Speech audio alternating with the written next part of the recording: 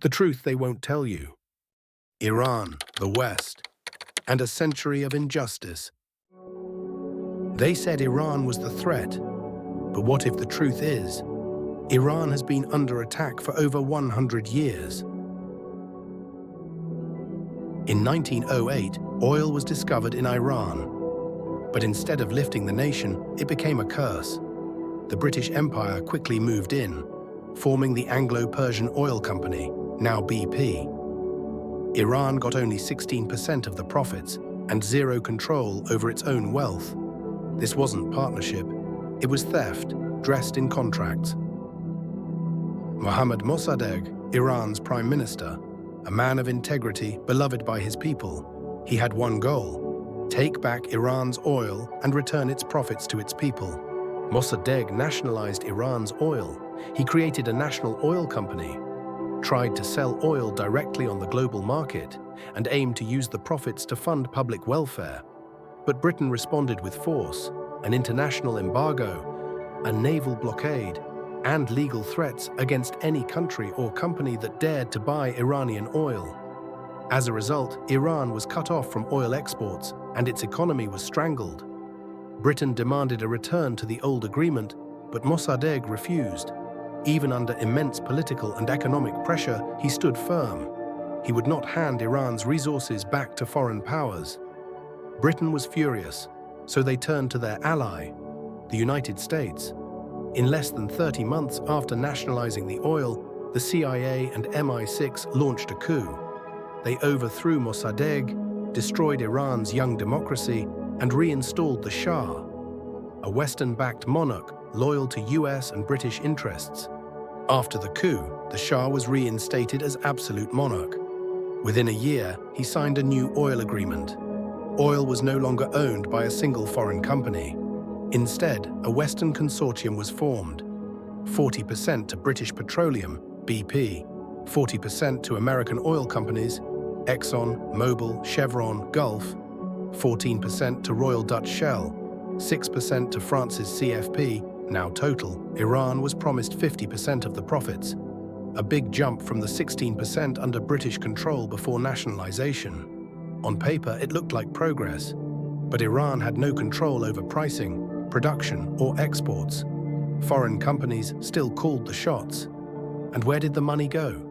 To massive US arms deals and military expansion, to the royal family and elite class, into infrastructure and prestige projects, not into the hands of ordinary Iranians.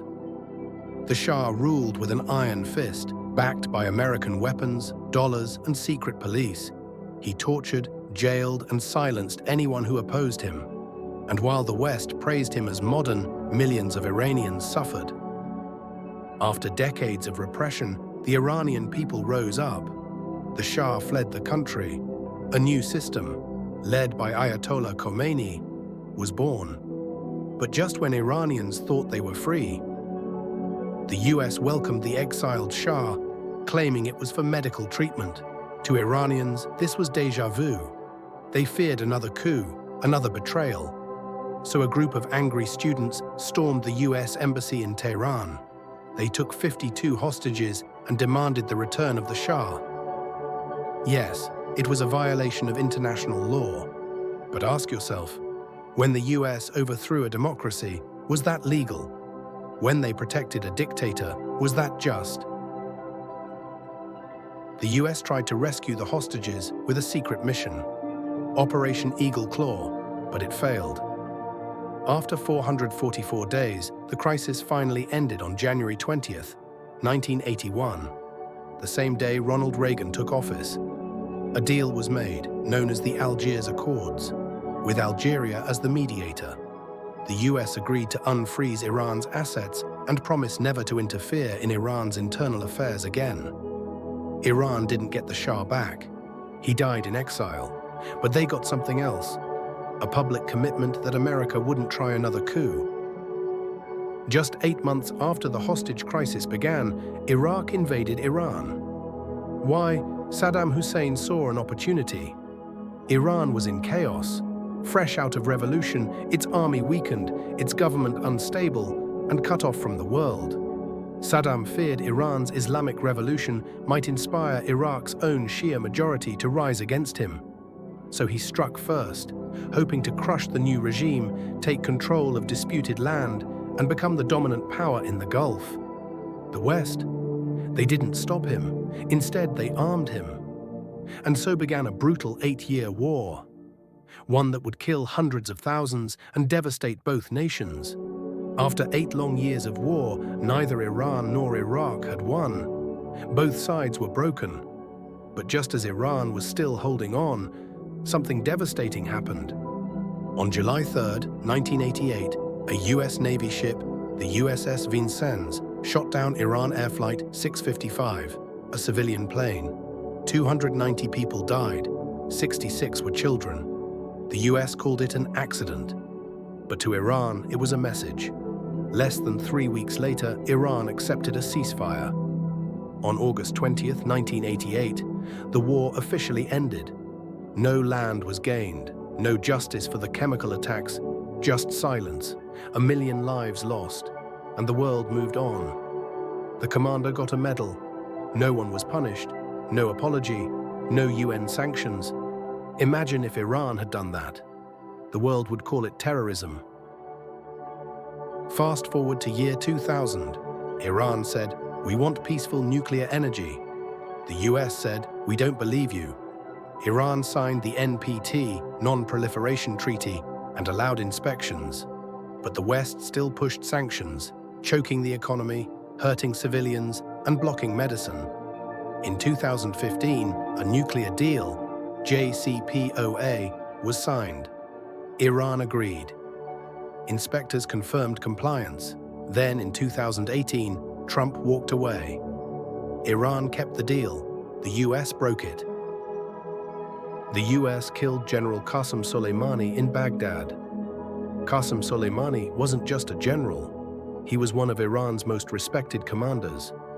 He led the Quds Force, fought ISIS, and shaped Iran's foreign policy. To many in Iran, he was a hero. The US killed him, without warning, without trial, and without UN approval. Iran responded by firing missiles at US bases in Iraq, but warned ahead, avoiding casualties. Under international law, assassinating a foreign military commander on the soil of a third country, Iraq, without permission is considered illegal. In fact, the US defended the killing, saying it was an act of self-defense against an imminent threat, but offered no evidence. So yes, the US got away with it. Again. In 2024, Israel bombed Iranian air defense sites. Iran condemned the strikes, but didn't retaliate immediately. Instead, it stayed restrained, protecting diplomacy, raising its defenses, and preparing for what was coming next. In June 2025, Israel launched massive airstrikes on Iran, hitting over 100 military and nuclear sites, killing senior generals and scientists, including former nuclear chief Feridun Abbasi Davani. And all this happened before nuclear talks had even ended. Iran responded with hundreds of missiles and drones, the largest barrage the region had seen. Days later, the US escalated with Operation Midnight Hammer. B-2 bombers dropped bunker busters on Iran's underground facilities. Iran then fired missiles at a US base in Qatar, a hub that helped direct the operation.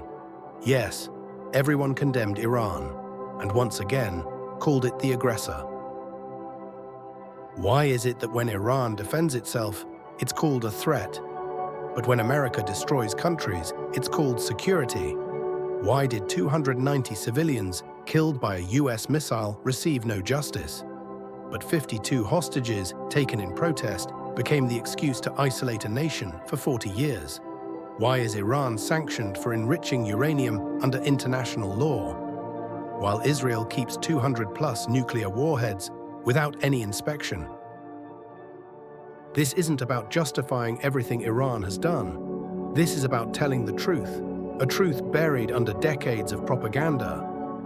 Iran has made mistakes, but in this story, the West has drawn first blood again and again. Maybe it's time to ask, who's really the aggressor? And who's just trying to survive? The West often condemns Iran for having state-enforced religion, for arresting women who refuse the hijab, or punishing those who challenge religious laws. But ask yourself, if state-imposed control is truly the issue, why don't we hear the same outrage for other regimes doing far worse, including US allies? And what about the West itself? In the name of freedom, people are punished for refusing to follow ideological trends, especially around gender identity, becoming a new form of forced belief. Teachers, business owners, even parents. Many simply want to opt out based on their religious beliefs, but they can't. Disagreement becomes hate. Dissent is punished. In Iran, it's religion used to control. In the West, it's often secular ideology. Either way, true freedom means the right to disagree, not just the obligation to conform. So maybe the question isn't just about women's rights or religious laws. Maybe the real question is this: why is Iran treated differently? Is it really about human rights? Or is it because Iran holds oil, borders key regions, and most of all, refuses to bow down? Iran didn't start the wars. Iran didn't invade others. But it dared to say no. No to foreign rule, no to handing over its oil, no to silence. And for that, it paid. In lives, in sanctions, in isolation, in bombs. Because in this world, freedom isn't free, especially if your soil holds oil. And sometimes, kneeling is easier than standing tall. But Iran chose to stand. It stood when others bowed.